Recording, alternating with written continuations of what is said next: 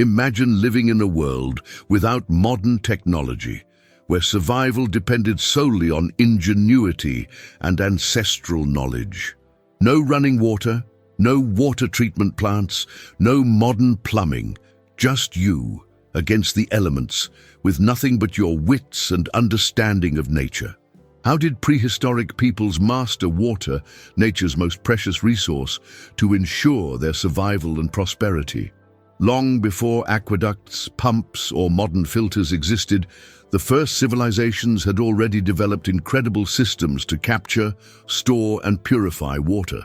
These techniques, created thousands of years ago, didn't just sustain entire communities, they shaped the future of humanity itself. Think about it.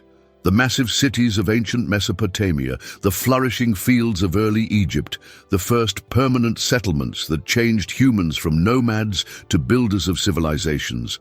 None of this would have been possible without mastering water technology. When a Sumerian farmer dug the first irrigation canal 5,000 years ago, could he have imagined he was laying the groundwork for modern agriculture? When ancient engineers in Mohenjo-Daro constructed their sophisticated wells and bathhouses 4,000 years ago, did they know they were creating engineering principles we still use today? Water wasn't just a resource for these early peoples, it was life itself. The difference between a barren desert and a thriving community often came down to one thing: the ability to control, store, and purify water. Today, we're going to uncover the secrets of water technology in prehistory. We'll journey back to a time when finding clean water wasn't as simple as turning on a tap, but instead required remarkable innovation and deep understanding of the natural world. If you love history and want to unravel the mysteries of the great empires that shaped our world, like this video, subscribe to The Dawn of Humankind channel and don't miss a single episode. Join us as we dive into the fascinating world of prehistoric water technology, where ancient ingenuity created solutions so effective some are still in use today. It all began with humanity's most fundamental need: growing food. As our ancestors transitioned from hunting and gathering to farming, they faced a critical challenge: how to bring water to their crops in regions where rainfall was scarce or unpredictable. In the arid lands of what we now call the Fertile Crescent, stretching from modern-day Egypt through the Middle East, ancient peoples developed an innovation that would forever change human history: the first irrigation systems. Picture this. Nearly 6,000 years ago, farmers in Mesopotamia, the land between the Tigris and Euphrates rivers, began digging simple channels with nothing but wooden tools and stone implements. These hand-carved canals diverted water from rivers to thirsty fields, creating a controlled water supply where nature had provided none. These weren't complex systems by today's standards. No concrete, no mechanical pumps, no modern engineering. Just carefully observed patterns of water flow, soil types, and land elevation. Yet these simple innovations allowed civilizations like the Sumerians to transform harsh, unforgiving deserts into lush, productive farmland. The Sumerians, who flourished around 3,500 years before Christ, took irrigation to new heights. They constructed networks of main canals that branched into smaller ditches, reaching crops throughout their territory.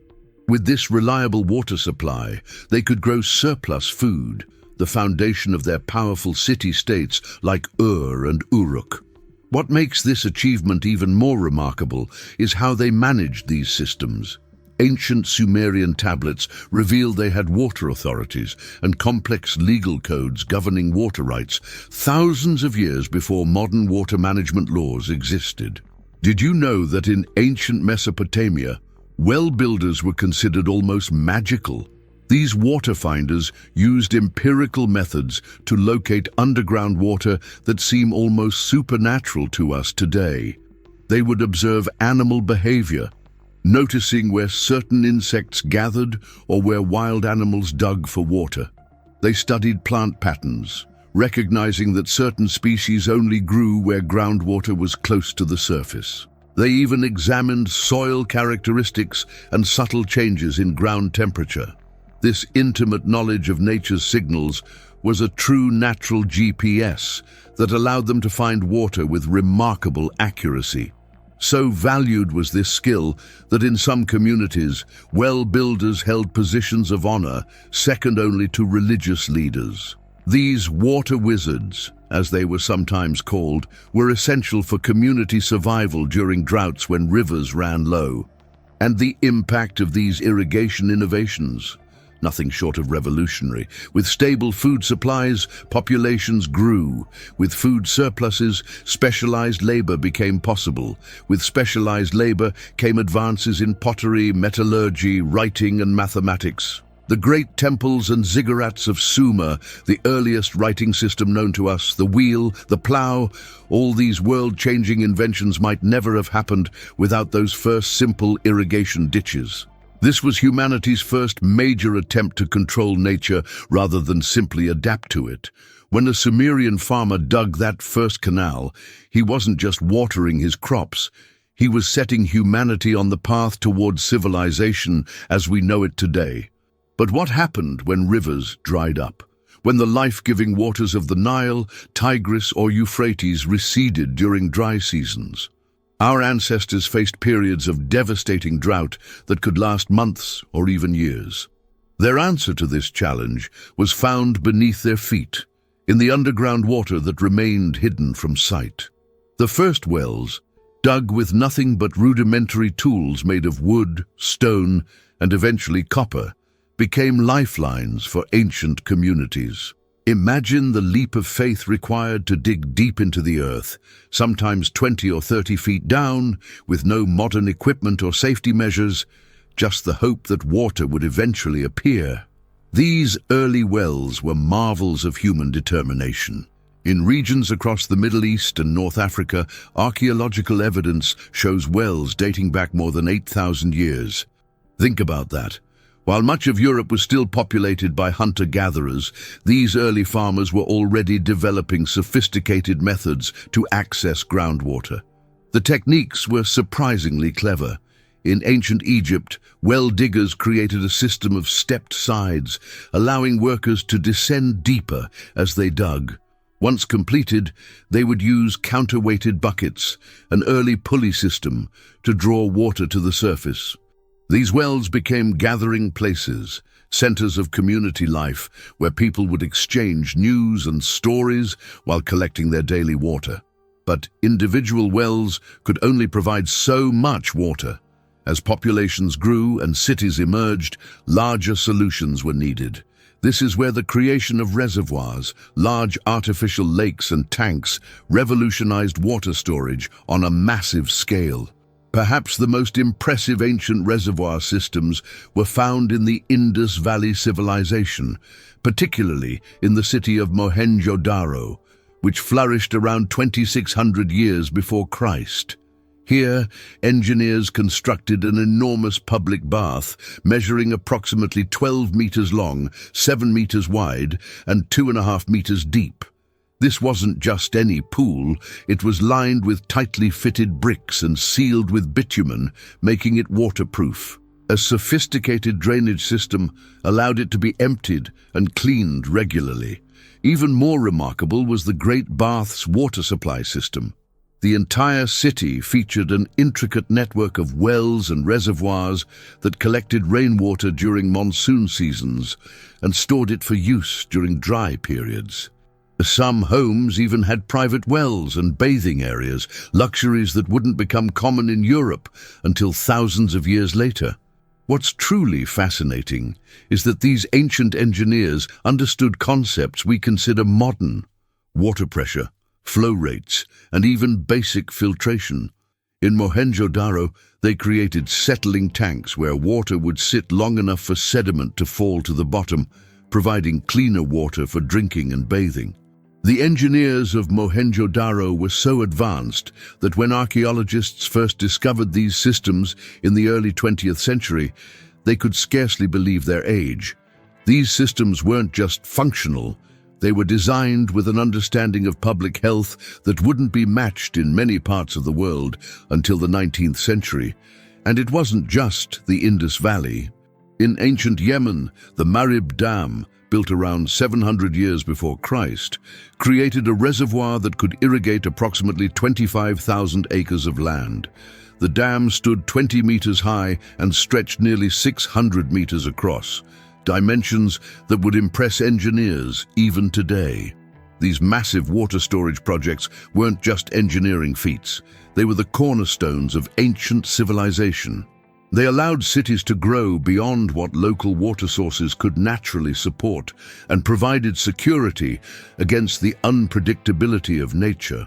When you control water, you control life itself, a lesson our ancestors understood profoundly. And what about water quality? Even our ancient ancestors understood that cloudy, foul-smelling water could make you sick. But without modern chemistry or germ theory, how did prehistoric communities ensure their water was safe to drink? The answer lies in remarkably simple yet effective techniques that, in some ways, parallel our modern filtration methods. Imagine you're living 5,000 years ago. The river that supplies your village is muddy after heavy rains. You can see particles floating in your water container. What do? Ancient peoples discovered that if they poured this water through layers of sand and gravel, it would come out clearer on the other side. This basic principle, that larger particles get trapped as water flows through smaller spaces, was humanity's first water filter. Archaeological evidence from Egypt, Greece, and India shows that by 4,000 years ago, multiple-layer filtration systems were common. These early filters used carefully arranged layers of coarse gravel at the bottom, finer sand in the middle, and charcoal on top, creating a natural purification system surprisingly similar to modern water filters. The ancient Egyptians refined this process even further. Hieroglyphs from around 1500 years before Christ show water being poured through cloth sieves and then into vessels containing sand and charcoal. After filtration, they would boil the water or leave it in copper vessels, unknowingly taking advantage of copper's antimicrobial properties that kill harmful bacteria. What's truly fascinating is how different cultures independently discovered the purification properties of charcoal. From the ancient Chinese to Native American tribes, charcoal was recognized worldwide as an effective water purifier. We now know scientifically that activated charcoal has an incredible ability to absorb impurities and contaminants due to its porous structure. But our ancestors discovered this through careful observation and generational knowledge. In India and parts of Southeast Asia, people developed another ingenious purification method using special seeds. The Moringa oleifera tree, sometimes called the miracle tree, produces seeds that contain natural compounds that bind to impurities in water. When crushed and stirred into cloudy water, these seeds cause particles to clump together and sink to the bottom, leaving clearer water above. Scientists today have confirmed that these seeds can reduce bacterial contamination by up to 99%, a technique that was in use over 4,000 years ago. Tree bark was another natural filter used by many ancient cultures. Certain types of bark contain tannins and other compounds that act as natural water purifiers. Indigenous peoples in North America used white pine and oak bark not only for medicinal purposes, but also to purify drinking water. In South America, the bark of the cinchona tree, later found to contain quinine, was used to treat water and prevent illness. Perhaps most surprisingly, some ancient civilizations even used certain minerals in their water purification process. In regions with natural deposits of zeolite, a mineral with a microscopic honeycomb structure, people noticed that water filtering through these rocks emerged cleaner. Today, zeolites are still used in modern water treatment facilities for the same purpose. The knowledge these ancient communities possessed about local plants and their properties was encyclopedic, passed down through generations and refined through observation. What modern science is only now confirming, our ancestors knew through experience and careful attention to the natural world. Did you know that well builders in ancient Mesopotamia were viewed as magical figures?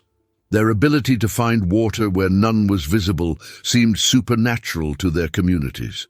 If you're enjoying this video, please like, share, and subscribe to the Dawn of Humankind channel for more incredible stories about our ancestors. And tell us in the comments, which of these ancient filtration techniques do you find most impressive? Was it the layered sand and charcoal filters, the use of miracle seeds, or perhaps the antimicrobial properties of copper vessels? I'd love to hear your thoughts. The mastery of water didn't just ensure survival, it transformed human society forever. By enabling the rise of the first true cities, before reliable water management, humans lived as nomads or in small settlements, moving when local resources were depleted. But once our ancestors learned to control water, something remarkable happened.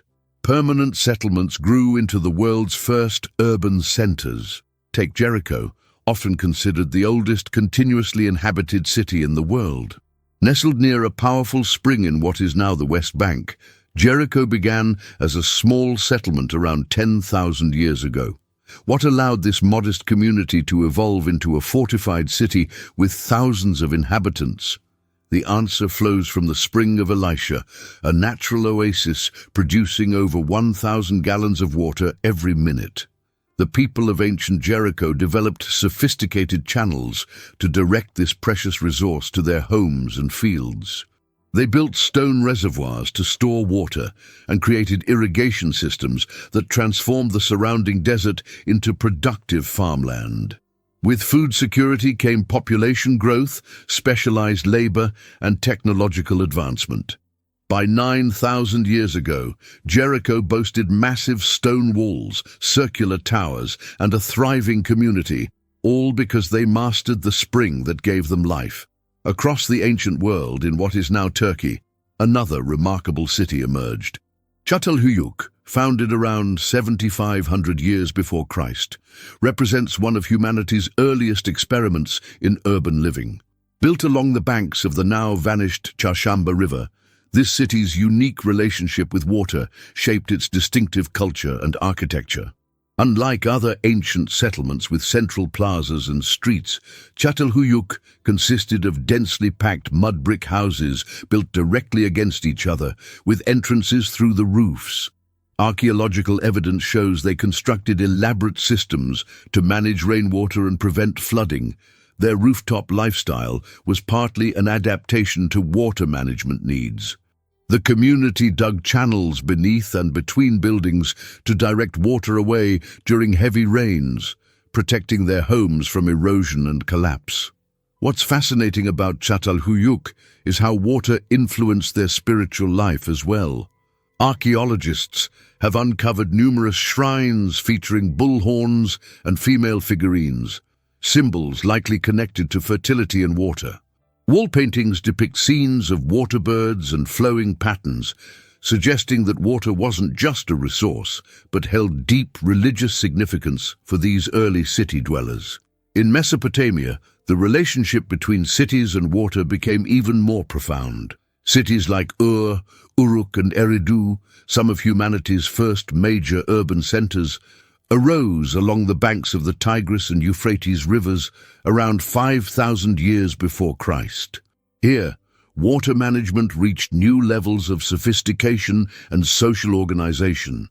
The Mesopotamians didn't just build irrigation systems, they created entire bureaucracies to manage them. Clay tablets reveal detailed water laws, disputes over water rights, and records of canal maintenance. Some scholars believe that the very concept of organized government may have emerged from the need to coordinate large-scale water management efforts. These cities designed complex networks of canals that served multiple purposes: irrigation for agriculture, transportation for goods, defensive moats around city walls, and even early sewage systems. In Babylon, engineers constructed stone-lined drainage channels beneath the streets to carry away waste, an early form of urban plumbing that wouldn't be matched in Europe for thousands of years.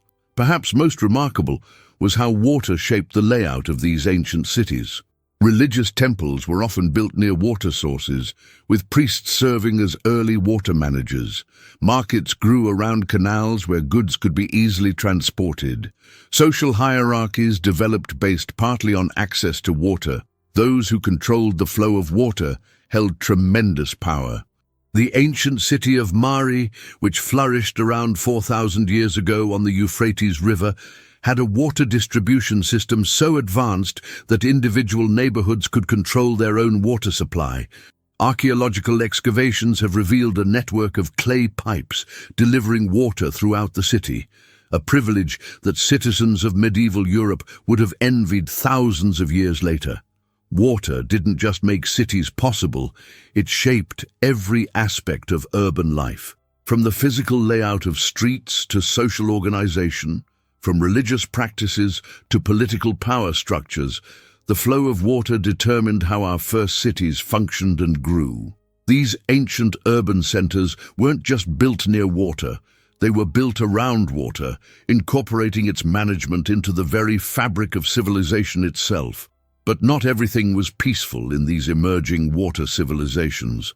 As cities grew and populations expanded, water, the very resource that enabled their rise, often became a source of bitter conflict.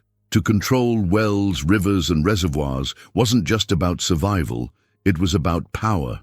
Imagine two neighboring settlements sharing a single spring in an arid region. As both communities grow, tensions inevitably rise. Who gets to use the water first? How much can each group take? These questions plagued our ancestors just as water disputes challenge nations today. Some of the earliest written records we have actually document water conflicts.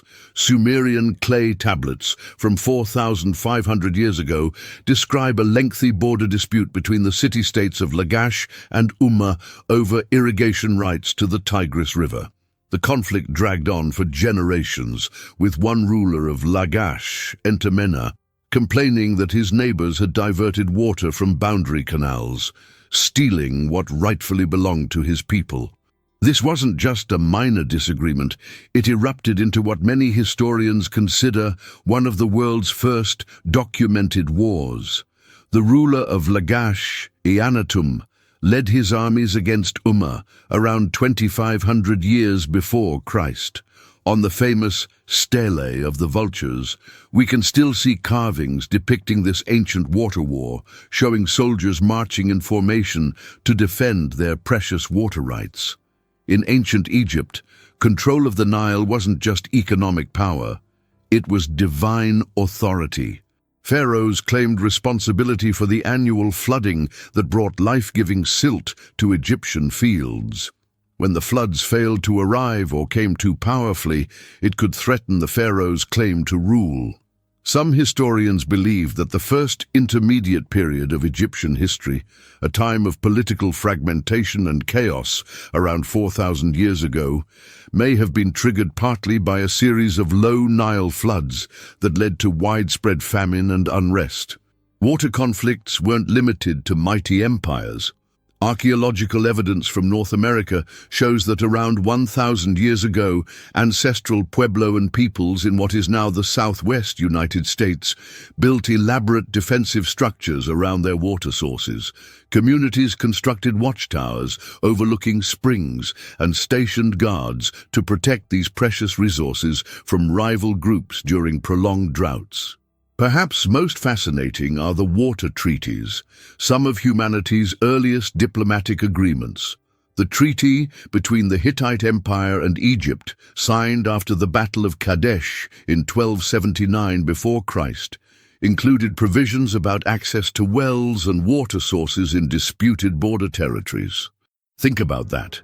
Nearly 3,500 years ago, two great powers were already negotiating water rights in formal diplomatic channels. The ingenious water tunnels of ancient Jerusalem tell another story of water and conflict. King Hezekiah, facing an Assyrian invasion around 700 years before Christ, ordered the construction of an underground aqueduct to bring water from the Gihon spring outside the city walls to a protected pool within the fortifications. This engineering marvel, cut through solid rock with simple hand tools, stretched for over 500 meters, ensuring the city would have water even under siege. The tunnel builders started digging from both ends, somehow meeting in the middle, a remarkable feat without modern surveying equipment. Water security wasn't just about having enough water, it was about protecting that water from enemies. Many ancient cities designed their water systems with security in mind. Underground aqueducts, hidden reservoirs, and secret wells became standard features of urban defense. In times of war, poisoning an enemy's water supply was a common strategy, making water protection a matter of life and death. Some ancient societies developed elaborate social systems to prevent internal water conflicts. In parts of North Africa and the Middle East, communities created water courts where disputes over irrigation timing and water allocation could be settled. In southern Arabia, elaborate water laws governed how much water each family could use and when they could access communal wells. These social innovations were just as important as technical ones for managing scarce resources. The struggle for water shaped human history in profound ways, driving innovation but also causing immense suffering when resources grew scarce.